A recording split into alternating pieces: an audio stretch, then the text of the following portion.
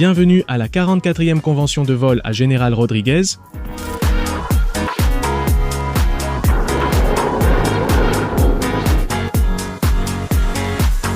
L'événement a eu lieu les 14 et 15 mars 2026. Je vais vous présenter mes meilleures photos de cette rencontre.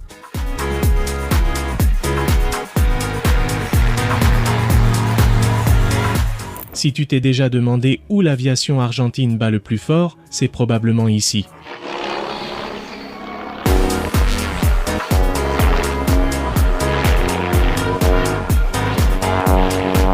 Aujourd'hui, nous assistons à l'un des événements aéronautiques les plus attendus du calendrier argentin, la convention annuelle de vol de l'EAA Argentine. Pour son 44e anniversaire,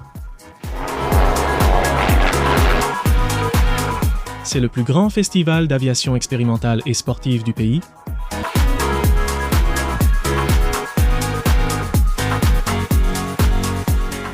Celle de l'EAA Argentine, une institution dont la raison d'être fondamentale est de promouvoir l'aviation expérimentale et sportive.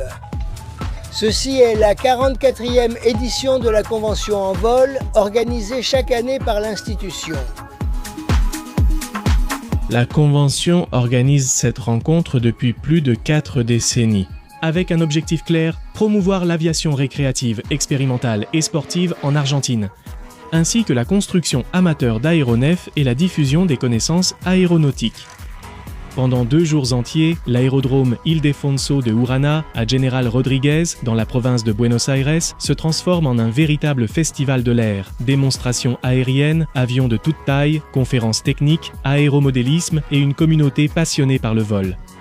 Cette année, nous avons eu de nombreuses conférences intéressantes, comme celle des pilotes des Malouines,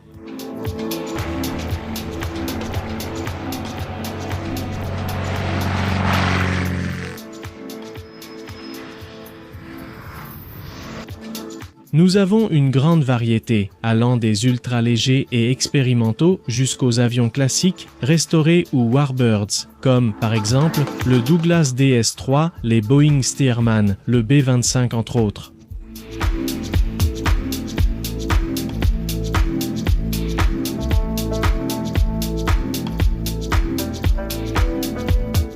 La programmation combine des activités statiques, où l'on peut voir de près ces machines, avec des démonstrations dynamiques en vol, y compris des spectacles d'acrobatie de pilotes très réputés.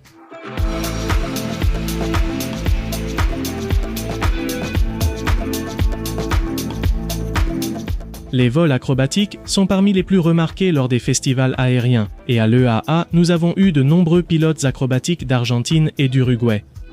Parmi eux, Dino Moliné, avec son Edge 230 Jorge Malatini, avec son Pitts S1, Marcelo Porchetto, avec son Su-29,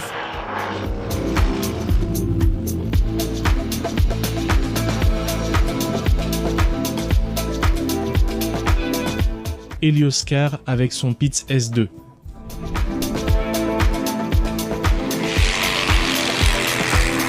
Roger Campanini avec son Skyvolt,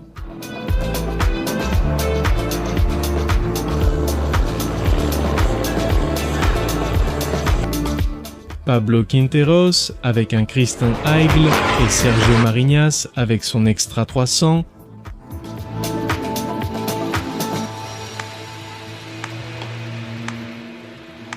Jennifer Dillon avec son Super Décathlon.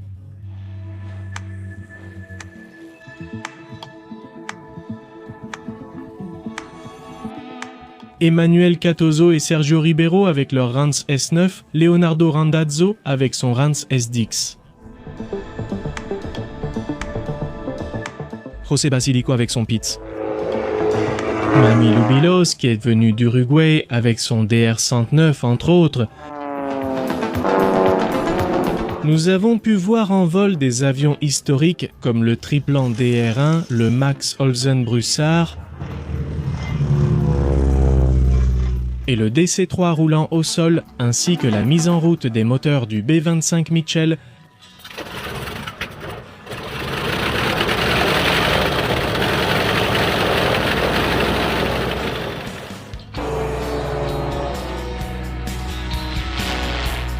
Cet événement n'est pas seulement fait pour voir des avions passer dans le ciel, même si cela en vaut déjà la peine, mais il y a aussi un fort aspect d'échange technique et social. Des discussions, conférences et espaces permettent d'apprendre sur la conception, la construction et la maintenance des aéronefs. En outre, des propositions pour toute la famille incluent gastronomie, aéromodélisme et activités pour petits et grands passionnés d'aéronautique.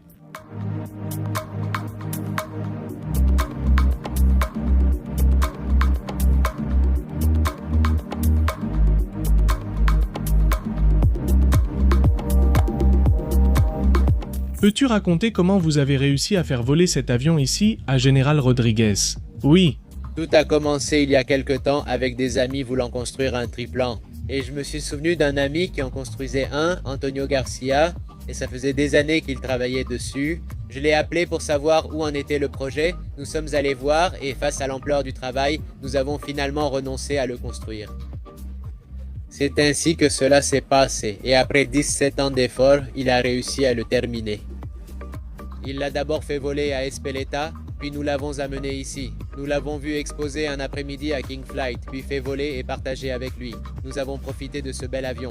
Génial, et alors, quelle est la sensation de piloter cet avion? L'avion est comme n'importe quel autre avion, mais un peu plus particulier. On voit peu sur les côtés. On est très assis à l'intérieur des ailes. Il y a 3 ailes, donc on voit très peu. Il y a toujours un copilote qui nous accompagne à côté pour regarder ce qu'il y a devant.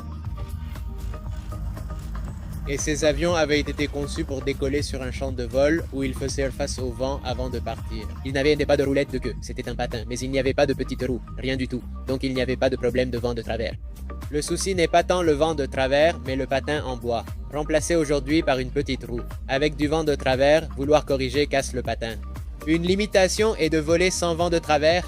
Ce n'est pas un souci aérodynamique, mais plutôt le petit patin qu'il possède. C'est un avion classique, avec effet de lacette inverse. Quand on vire, il semble vouloir partir de l'autre côté, donc il faut bien accompagner au palonnier, puis il redevient comme un avion classique. La sensation, c'est comme un biplan. Tu es à l'air libre et tu te demandes, comment faisait-il pour se battre à la guerre avec ça? On voit ça. Enfin, moi au moins, je vois cet avion et je me dis, comment ont-ils pu faire des manœuvres de combat avec ça, en pleine guerre? Ils faisaient ce qu'ils pouvaient, mais bon, c'était ce qu'il y avait à l'époque, alors on faisait avec ce qu'on pouvait faire. Je trouve cet aéronef fascinant, c'est vraiment l'un des plus remarqués aujourd'hui. Salut. Salut. Marcelo, quelle est la sensation de piloter le Su-29? Spectaculaire. Cet avion est un avion russe qui a des performances incroyables. En fait, il a été fabriqué spécialement par une usine militaire d'avions russes de l'ex-Union soviétique. Et c'est un avion qui a été utilisé pour l'entraînement des pilotes de chasse, des pilotes de combat.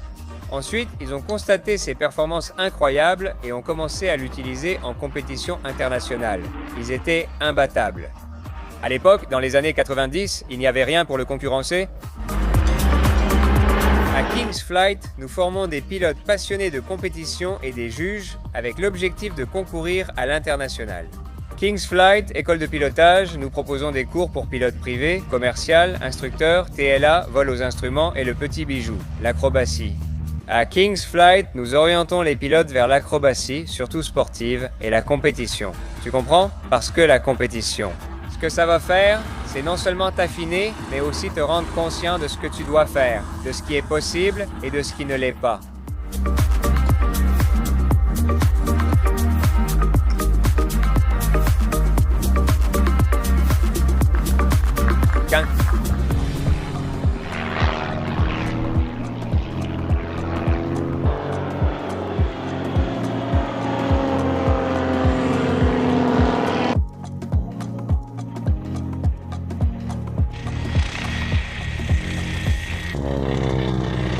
Nous avons aussi échangé avec plusieurs entreprises remarquables présentes à l'événement.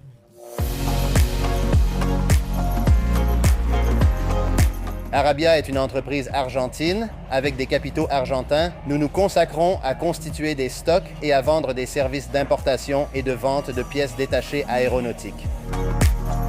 Très intéressante, la quantité d'avions, les visites. Eh bien, le temps aide beaucoup, il fait très beau, une journée avec peu de vent. L'organisation est très bonne, très soignée, il s'améliore à chaque fois, ça nous plaît beaucoup. Comment ça va, Marcos? Merci de ta visite. Hangar 1net bien connu. Nous sommes une entreprise qui représente 4 grandes marques. Robinson Hélicoptère, Honda Jet, Piper et Garmin. Nous sommes distributeurs officiels et ateliers agréés pour ces 4 marques. En plus de l'école de pilotage, nous proposons un atelier aéronautique et des vols exécutifs et sanitaires.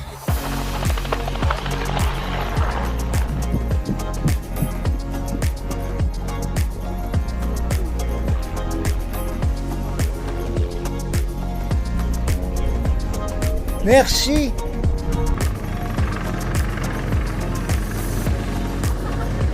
Merci.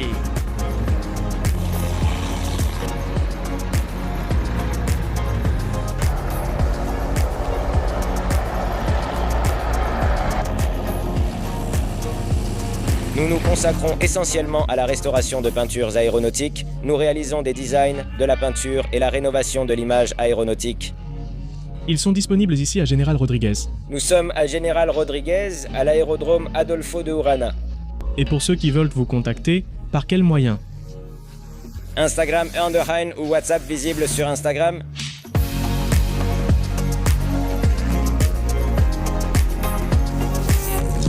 Merci.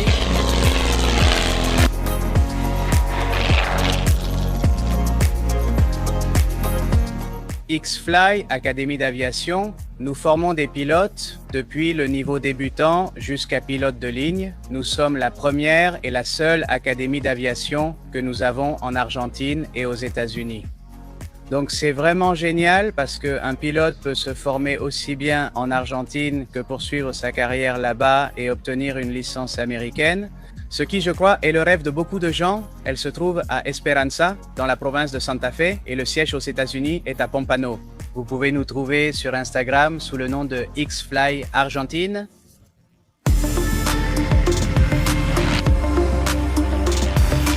Merci.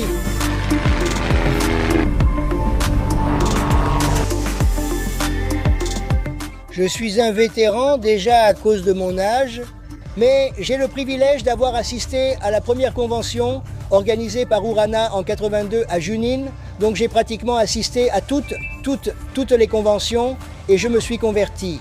Grâce à la découverte qu'il était possible de construire un avion expérimental en amateur, que l'on pouvait le fabriquer dans son propre jardin. Alors j'ai construit mon premier avion en 97, j'ai commencé à le faire et je l'ai mis en vol en 2000. Et ce petit avion vole encore avec un moteur de Fiat Duna 1,480 chevaux et maintenant l'évolution de ce modèle est un petit avion un peu plus joli avec un moteur de Honda Fit que nous utilisons maintenant. De la voiture Honda Fit, celui-ci en est un, on lui met un réducteur, c'est nous qui fabriquons le réducteur. Courroie, c'est celui-ci. On peut sûrement le voir, il a un rapport d'environ 2 pour 1, c'est-à-dire que si le moteur tourne à 5000 tours, l'hélice tourne à 2500, c'est le point le plus critique. Et ensuite, sur les modèles modernes, l'injection électronique, on ne peut pas utiliser le cul d'origine de la voiture, car elle présente une série de complications, donc on installe une queue générique, comme celle utilisée pour les voitures de course, pour les dragsters. Nous sommes ici à l'aérodrome de General Rodriguez, dans le hangar 55, présent chaque après-midi, nous accueillons les visiteurs. Retrouvez-nous aussi sur les réseaux sociaux sous MSA Avion.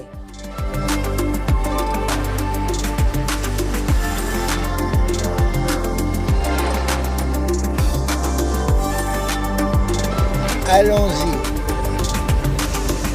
Pendant l'EAA Argentine, il y a aussi un rôle spécial, le Warbeer Squadron 34 Patagonie, une filiale locale de l'EAA dédiée aux Warbeers ou avions ex-militaires.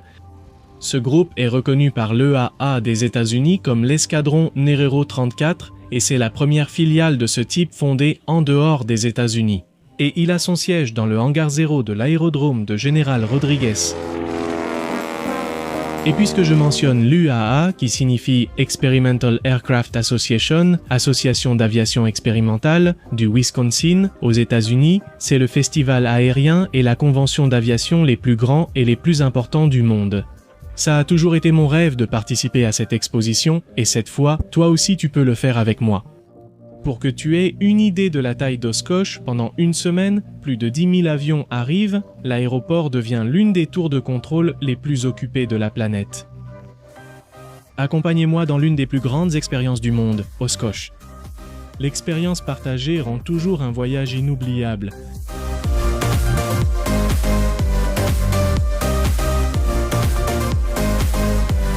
Partagé inoubliable.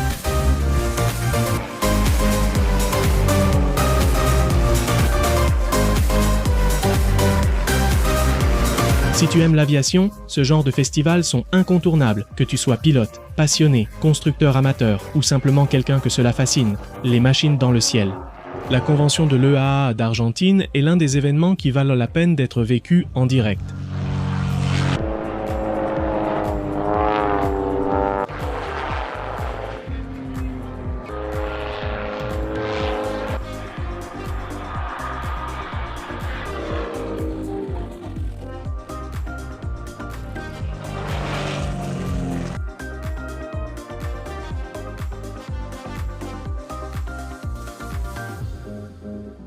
Force aérienne argentine, dernier passage, applaudissements nourris, merci d'avoir assisté à cet événement historique. Et ici, il y a une intention avec ces sites de cette entreprise ici. Merci d'avoir regardé la vidéo.